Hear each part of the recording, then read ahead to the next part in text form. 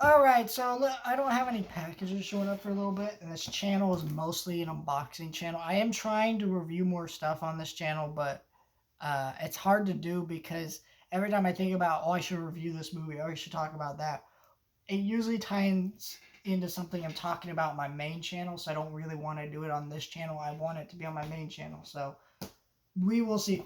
But I got the Friday the 13th box set. This is awesome. So, unfortunately, let me pull these out so I can show you better. Mine came with the roof of it tearing, like, off. So if you can see it there, I had to tape it up. You can't really notice it, which is great for me because, it looks fine. It just shows a little bit of wear and tear. But yeah, this is a wonderful box set. It got me into the Friday the 13th movies. When I ordered this was $100 on sale, and I watched one Friday the 13th movie every single night for about 13 weeks straight, because there's 13 of them. So, or 13, 12, I forget how many, but got Friday the 13th. I do have the 4K of this from Paramount, but this is my Scream Factory edition. Really nice set. And I do have a series on my main channel where I review all the Friday the 13th movies. I'm doing one every single October 31st. Friday the 13th Part 2, which I just reviewed last October. So next year we're going to talk about Friday the 13th Part 3, 3D. Friday the 13th, The Final Chapter. Friday the 13th, A New Beginning. Friday the 13th, Part 6. Friday the 13th, The New Blood. Friday the 13th, Jason Takes Manhattan. Jason Goes to Hell, and then Jason X. And then we have Freddy vs. Jason and Friday the 13th, the remake. And then you got a bonus disc in here that I have actually not gone through. Unfortunately, I need to actually pull out some of my movies that I own and really dive into those special features. And then you got this booklet with lots of read-ups, interviews, talks about the production and stuff. Interesting images like that. So, very awesome box set. I'm, sure it's nice to have the first Friday the 13th on 4K, but the reality is this is the premium way to own them. You're never going to get all of them in 4K in one set or just in 4K in general. So then I have the Omen sets. Really love this set. All 5 movies. Even though the only good one is this one. And this does have a 4K master on this. And that's why I don't have a lot of Scream Factory Blu-rays. Because Scream Factory Blu-rays are so expensive. And a lot of them do say like 4K master, whatever. So you have to imagine that some of these are going to go back and do 4Ks up. And this is one of them, I hope. My only hang-up as to probably why not is this is a 20th Century Fox-owned movie. So who knows if they'll be able to secure the rights for that again. They have the rights for Blu-ray, but I imagine they'd have to sign different contracts for 4K. And then you have the lesser sequels that don't have 4K masters, so but you got 1, 2, 3, 4. So these are the completion of a trilogy. Sam Neill, that's Sam Neill right there. Isn't that crazy? I don't know, but that's the completion to the trilogy there. And then they did like a TV movie that's not great, and then they did a remake that's also not great. So there's never been a Good Omen sequel, but it's a nice box set, and it's if you really love horror movies, it's a cool box set to have, so that's definitely neat. And then one of my favorite horror franchises, Critters 1, 2, 3, and 4. And then I do have, it's right here, Critters Attack, but that's not Scream Factory, but really hope we get an actual like legit Critters movie with actual real money put into it, because Critters is one of those franchises they could come back and do something really neat with it. But yeah, I don't know. I really adore these movies though. The last 2 not so much, but 1 and 2 are fantastic.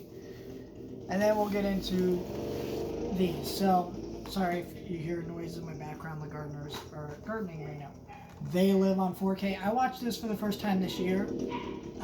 Sadly, did not come with the slipcover. This is probably one of my favorite John Carpenter movies. Just incredible political thriller, interesting concept for aliens and stuff. It's just really good. Prince of Darkness, another great John Carpenter movie on 4K, so that's pretty cool. Really happy this one came with a slipcover. I think these two were my first ever Scream Factories. On 4K anyway. Ash vs. Evil Dead 2013 remake, and then I do have the Evil Dead box set. I'm not really sure where it is at the moment, but I have that, and you know I'm gonna be reviewing all the Evil Dead movies, hopefully in time for the new Evil Dead movie, Army of Darkness on 4K. This one's great, honestly. This 4K remaster, because look at this. You get the disc one, the director's cut. Is it the director? Oh, sorry, theatrical cut. No. Wait, which one? Which cut is this? Okay, disc one is the 4K theatrical cut. Then you get the Blu-ray theatrical cut. But then you get director's cut on Blu-ray. And then you get the international / TV cut on Blu-ray. So you get all like 3 different cuts of this movie.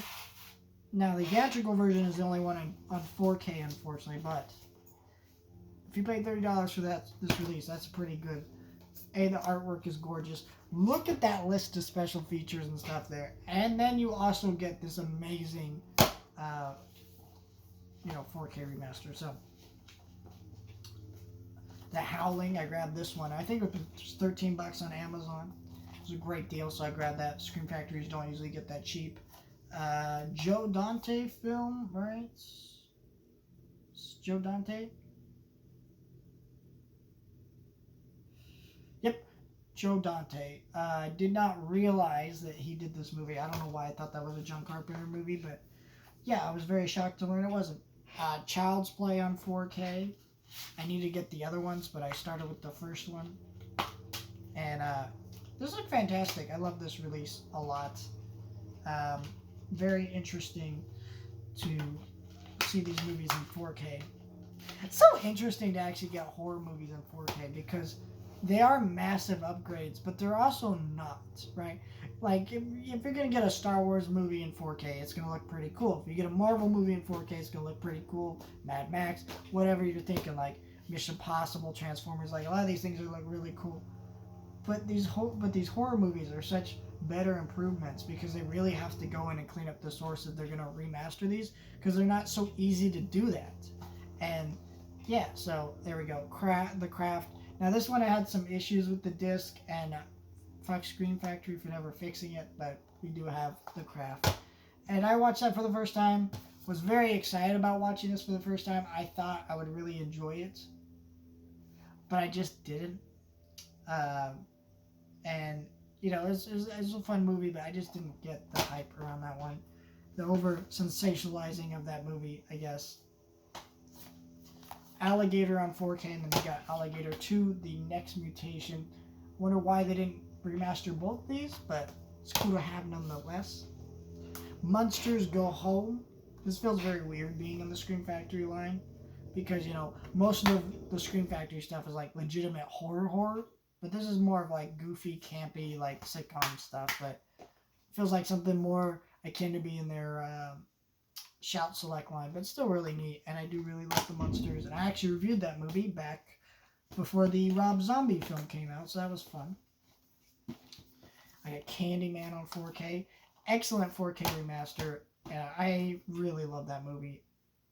Candyman 2, and I do have Candyman 3, but that's not a Scream Factory, so we're not talking about it. And then Firestarter. This was okay. I thought I would like this movie more. Really didn't, and the remake wasn't much better than the original, but you know. Pet Sematary 2 on Blu-ray. It says there's a 4K scan, so maybe we'll get a 4K of this.